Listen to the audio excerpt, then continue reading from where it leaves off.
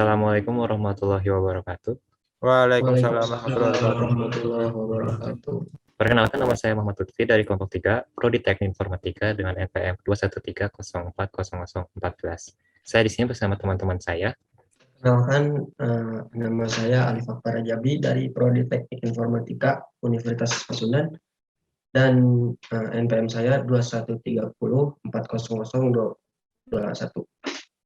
Saya Yobi Firdaus Mahfud dari Prodi Teknik Informatika Universitas Pasundan dengan NPM 213040002.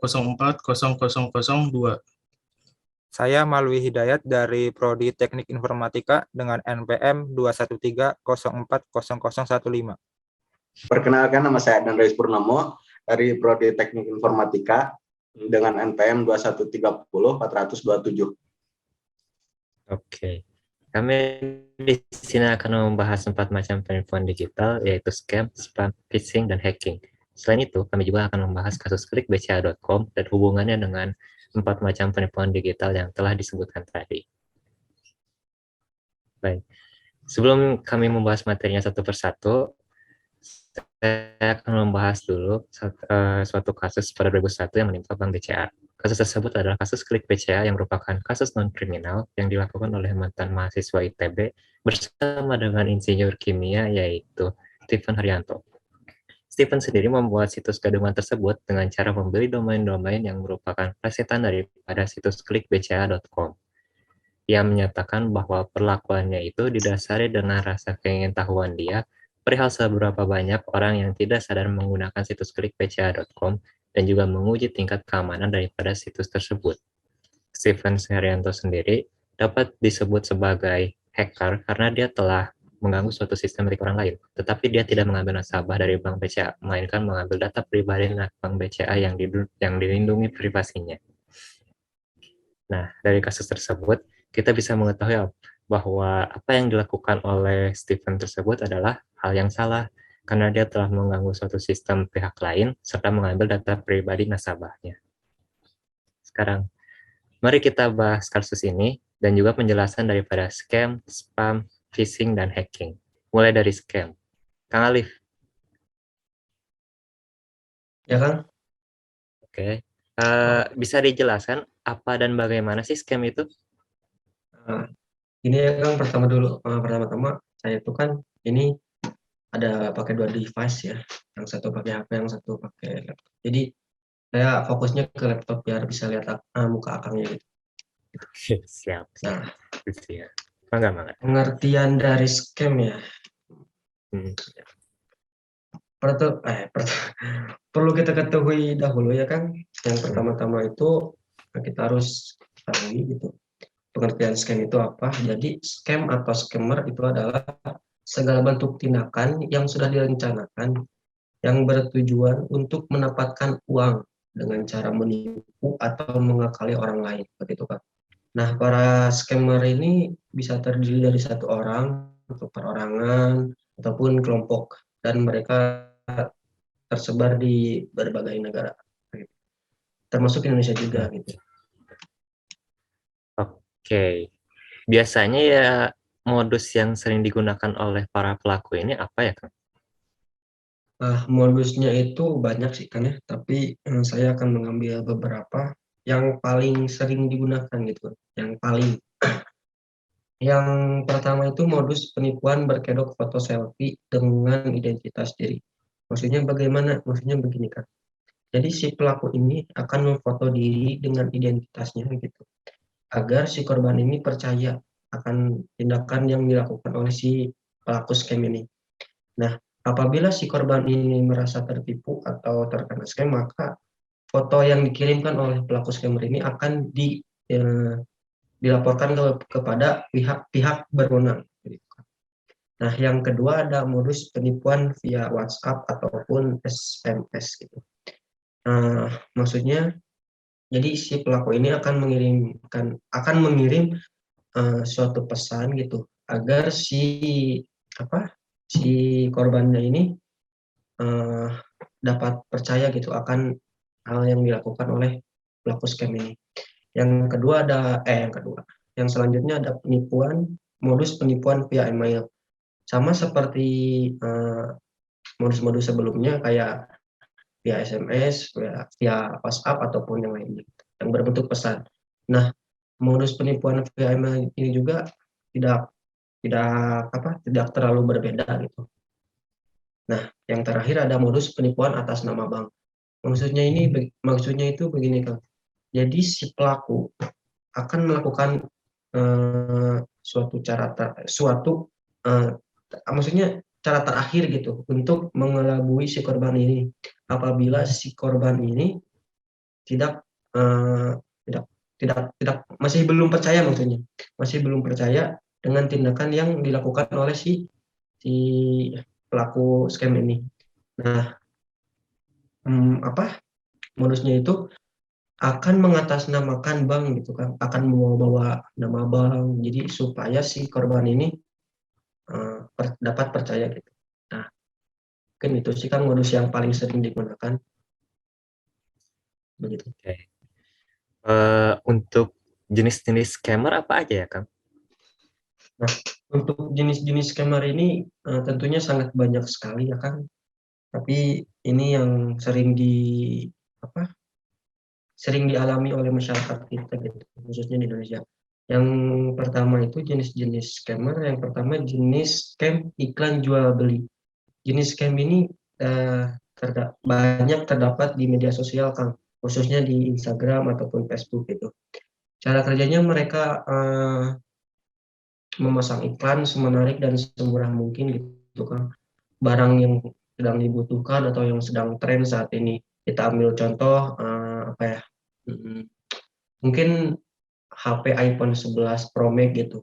Mereka ini, para pelaku scam ini akan menjual barang beredar tersebut dengan harga yang relatif murah, kan, agar si korban ini tertarik untuk menghubungi penjual atau si pelaku scam ini. Nah, yang kedua ada jenis scam bisnis. Jenis scam ini sudah banyak ditemui di dunia maya gitu kan, maupun dunia nyata juga. Pasalnya si pelaku ini menawarkan pekerjaan yang menurut saya gampang gampang untuk ditawarkan gitu. Gampang percaya. Ya, gampang percaya dengan iming-iming gaji yang besar begitu. Kerjanya tidak capek dan masih banyak hal lagi gitu. Cara kerjanya ini, jika si korban tertarik akan hal tersebut gitu, maka si pelaku akan menguras harta korban dengan alasan-alasan yang menurut saya itu tidak make sense atau tidak masuk akal. Contohnya, meminjam uang untuk renovasi kantor, meminjam uang untuk membeli perlengkapan kantor, dan lain sebagainya. Itu menurut saya tidak masuk akal. Nah, yang terakhir ada jenis scam hadiah. Jenis scam ini sudah ada sejak tahun 2000-an, 1990 dan ke bawahnya gitu. Bahkan juga sampai sekarang ini masih ada gitu. Kita nggak tahu. Nah, cara kerja jenis scam ini adalah pelaku mengirimkan pesan berupa hadiah yang sangat menggiurkan. Nah, misalnya uang puluhan juta, ratusan juta, bahkan sampai miliaran gitu. Nah, jika si korban ini membuka link dan mengisi formulir yang diberikan oleh si pelaku, gitu, maka kemungkinan besar akan terkena scam. Nah, ini hanya sebagian kecil gitu kan jenis scam yang digunakan para scammer. Nah, sebetulnya masih banyak, bahkan ada ratusan mungkin jenis, tapi saya mengambil yang sering dilakukan, yang paling sering dilakukan oleh pelaku scam ini jenisnya. Oke, nah untuk scam ini kan kita tahu ya, kayak banyak orang yang terkena atau tertipu oleh scam ini. Ya. Dan kenapa sih Kang bisa banyak orang gitu kan yang terkena scam, dan juga apa sih tips agar kita bisa terhindar daripada scam ini? Mungkin kenapa banyak orang yang terkena scam, mungkin mereka itu tidak teliti dengan apa yang mereka jelajahi, dengan apa yang mereka baca, dengan apa yang mereka buka di internet gitu, Kang. Jadi mereka itu tidak berhati-hati. Mungkin itu sih, Kang, menurut saya. Nah, untuk tips menghindari peretasan scam, ada beberapa. Yang pertama, jangan merespon email yang meminta data pribadi kita, Kang. Seperti itu. Dan yang kedua, pastikan mengunjungi alamat website yang benar. Jangan yang ilegal ataupun yang terlalu banyak iklan yang sangat mengganggu, itu kemungkinan besar banyak scam, banyak penipu atau scamnya. Selanjutnya ada perhatikan hal sederhana secara rinci, seperti kesalahan ejaan dalam nama, kayak tadi kasus klik BCA gitu, URL atau tata bahasa aneh dan tanda peringat lainnya. Selanjutnya ada hati-hati terhadap informasi yang ditawarkan dengan menyenangkan. Contohnya seperti hadiah undian yang tidak pernah diikuti. Nah, yang terakhir menurut saya ini sangat penting, yaitu cek profil pengirim, Kang. Apakah terlihat mencurigakan atau tidak. Apabila mencurigakan, sebaiknya dihindari atau tidak direspon si orangnya gitu. Kalau tidak mencurigakan, mungkin bisa diperhitungkan lagi. Seperti itu, tips dan trik. Oke. Dari kasus klik BCA tadi nih, Kang, apakah ada keterhubungan dengan kasus tersebut dengan scam ini? Keterhubungan atau ketertarikan. Menurut saya sih nggak ada sih, Kang. Pasalnya si Stefano atau si pelaku ini gitu tidak mencuri apa-apa, Kang. Jadi menurut saya tidak merugikan untuk sebagian orang gitu ya, kan.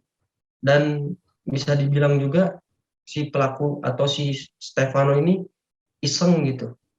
Dan si Stefano ini menurut saya hanya untuk mengetes ketelitian orang, seperti itu. Tapi juga kan si pelaku ini dapat disebut scam gitu karena sudah menghampir samakan link atau tautan klik BCA, seperti itu, kan.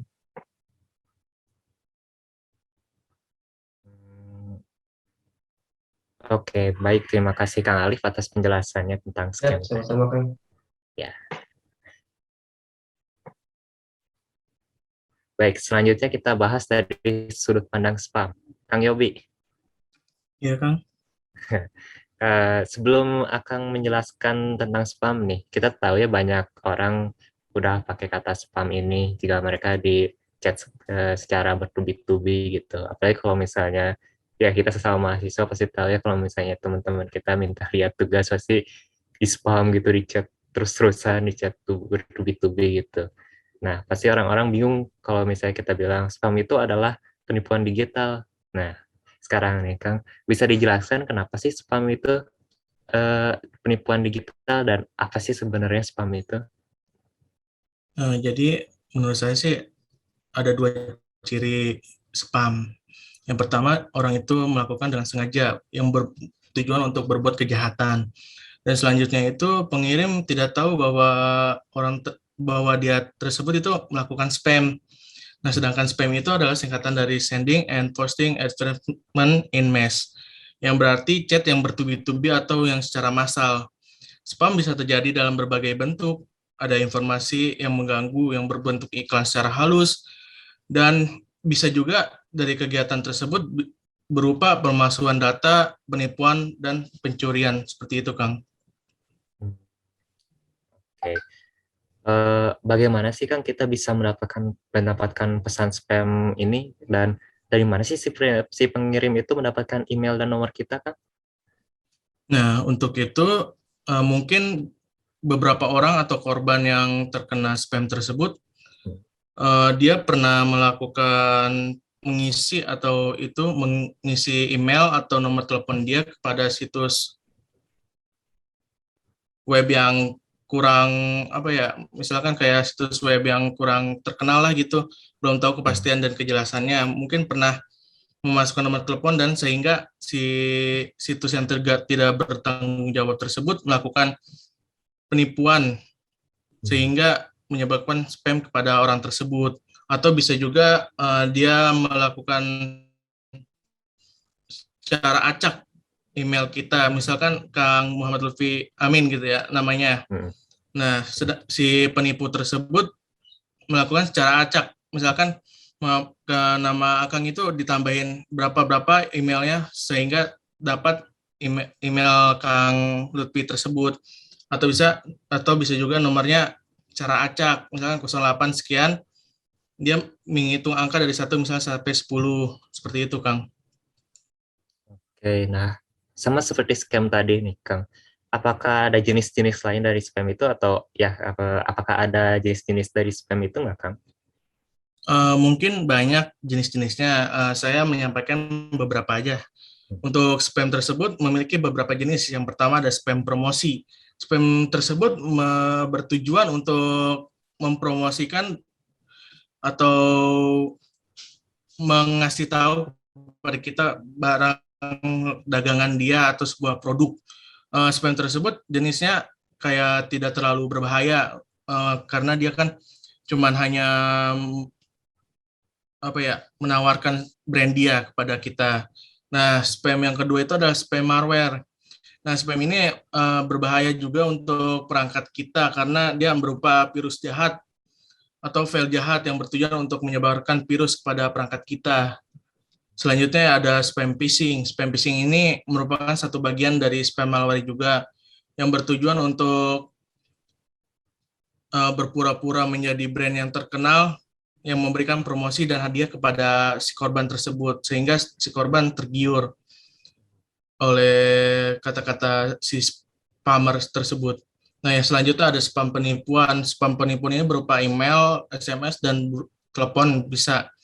Nah, jadi tujuan utama pesan ini adalah untuk menipu penerima dengan penawaran hadiah yang cukup besar dan bisa juga kayak menagih utang atau undian gitu. Ya, mungkin itu jenis-jenis spam yang saya tahu. Seperti itu, Kang. Oke. Eh, Bagaimana caranya sih, Kang, sebuah virus malware bisa sampai ke komputer kita dari spam tersebut, Kang? Nah, virus malware tersebut dapat berupa sebuah tautan link atau kita mengunduh gambar. Misalkan ada spammer yang ngasih kepada kita itu berupa link atau unduhan gambar. Nah, jadi virus tersebut itu terdapat dalam link dan unduhan gambar tersebut sehingga dapat masuk ke perangkat kita. Jadi jangan mudah untuk mengklik link yang kurang tahu kebenarannya sih, yang kurang jelas. Oke, ya sangat meresahkan juga ya, Kang ya, untuk spam ini. Eh, untuk spam ini apakah ada cara untuk kita bisa mencegah dan mengatasinya nggak, Kang? Untuk sekarang kan udah zamannya modern, jadi semua perangkat udah terdapat fitur yang memblokir kayak pesan-pesan yang kita tidak kenal. Bisa juga menggunakan fitur tersebut. Dan juga sekarang kan udah ada kayak lembaga kayak Badan Regulasi Telekomunikasi Indonesia atau disingkat BRT TI. Jadi kalian bisa melaporkan kepada badan tersebut. Dan juga kalian jangan mudah untuk membuka pesan atau email yang tidak pasti, dan jangan apalagi kayak mengklik link atau kayak unduhan gambar tersebut sih. Dan kalau bisa mengunduh kayak antivirus tersebut menjaga-jaga untuk kita dapat kayak dapat serangan dari spammer tersebut. Oke. Nah, dari penjelasan Akang tadi nih, sebenarnya ada hubungannya tidak, Kang, dengan kasus klik BCA, penipuan dengan kasus klik BCA tadi dengan penipuan digital spam ini?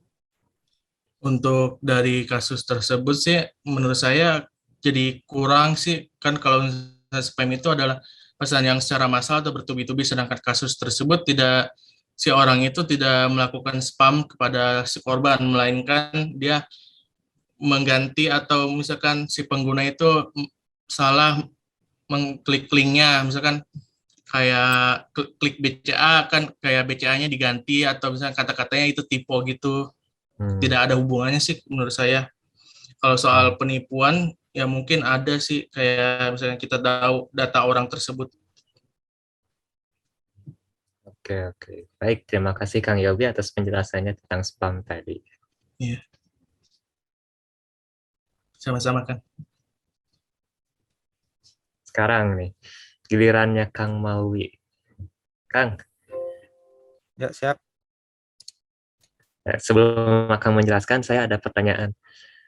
Dulu teman saya pernah bercerita kalau dia itu pernah kehilangan akun Instagramnya karena mengklik link dari seseorang yang tidak dia kenal di WhatsApp. Dia bilang sih bahwa link itu adalah link phishing gitu. Nah, sebenarnya apa sih Kang phishing tersebut? Oh, oke, baik. Jadi gini ya, Kang. Sebenarnya istilah phishing itu berasal dari kata phishing ya, yang artinya itu memancing. Jadi phishing ini merupakan upaya untuk mendapatkan informasi data seseorang dengan teknik pelabuhan, Kang.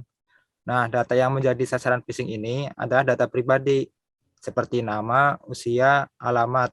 Kemudian ada lagi data akun. Contohnya itu seperti username dan password. Dan ada lagi data finansial, isi apa seperti informasi kartu kredit ataupun rekening. Nah, kegiatan phishing ini memang bertujuan untuk memancing seseorang untuk memberikan informasi pribadi secara sukarela tanpa mereka sadari, Kang. Padahal informasi yang dibagikan tersebut akan digunakan untuk tujuan kejahatan. Kurang lebih seperti itu, Kang, definisi dari phishing. Oke. Lalu phishing ini adakah jenis-jenis yang lainnya nggak, Kang? Terus gimana sih cara kerja dari phishing ini? Untuk jenisnya banyak ya, Kang. Ada web phishing, front phishing, evil twin, smashing, spear phishing, dan masih banyak lagi, Kang. Cuma di sini yang saya jelaskan itu jenis web phishing ya, karena jenis ini paling sering terjadi, Kang. Nah, cara kerja web phishing ini, si pelaku akan membuat website yang sangat mirip dengan website resminya. Contohnya nih Instagram. Nah, di sini si pelaku akan membuat website yang sangat mirip dengan Instagram. Mulai dari logonya, fontnya, warnanya, aset-asetnya, semua sangat mirip dengan Instagram, Kang. Nah, di bagian username dan password ini, si pelaku melakukan manipulasi database, sehingga database dari username dan password yang akan dimasukkan oleh si korban akan masuk juga ke database si pelaku. Dengan begitu, si pelaku dengan mudah mengakses akun si korban tersebut untuk melakukan kejahatan, Kang. Kasus kejahatan yang banyak terjadi, contohnya ini apa namanya, si pelaku ini menggunakan akun hasil phishing-nya untuk meminjam uang ke teman-teman pemilik akun si korban tersebut, Kang. Begitu, Kang. Oke, oke. Lalu gimana caranya, Kang, agar kita bisa terhindar dari kejahatan phishing ini, Kang? Eh, ada beberapa cara untuk menghindari kejahatan phishing ini. Yang pertama, kita jangan sembarangan klik link yang berasal dari orang yang tidak kita kenal, apalagi di link tersebut ada iming-iming yang menggiurkan seperti akan mendapatkan hadiah atau uang ataupun sejenisnya, sehingga kita tergiur untuk klik link tersebut, Kang. Nah, yang kedua, perhatikan URL dan domain pada link yang kita akses. Apakah URL dan domainnya itu sesuai dengan website resmi atau tidak? Jika tidak, jangan melanjutkan akses ke link tersebut, Kang. Tapi beberapa kasus si pelaku ini biasanya membeli domain resmi, Kang, seperti domain.com, domain.id, ataupun sejenisnya. Jadi kita harus benar-benar teliti dalam mengakses suatu link, Kang. Contohnya website resmi Instagram itu kan www.instagram.com. Kemudian akan menemukan nih link yang mirip juga www.instagram.com. Nah, cuma huruf T-nya ini ada dua nih. Kan mirip banget tuh. Nah, link yang akan temuin ini besar kemungkinannya merupakan link phishing, Kang. Jadi sangat tidak disarankan untuk meneruskan aksesnya untuk menghindari terjadinya phishing, Kang. Nah, yang terakhir kita bisa menggunakan software anti malware ataupun anti phishing. Setidaknya bisa meminimalisir lah terjadinya phishing, Kang. Contoh softwarenya seperti Asset, Bitdefender, Norton 360, dan masih banyak lagi, Kang. Mungkin itu saja tips yang bisa saya berikan, Kang. Oke, oke. Jika kita coba hubungkan nih, Kang, dengan kasus klik BCA tadi, apakah ada hubungannya, Kang, dengan phishing ini? Kalau menurut saya sih ada ya, Kang, karena pada kasus tersebut si pelaku ini membuat website yang mirip dengan website resmi Klik BCA ya, Kang. Jadi si pelaku ini dapat dengan mudah mengetahui database seperti username dan password dari nasabah tersebut, Kang. Begitu, Kang.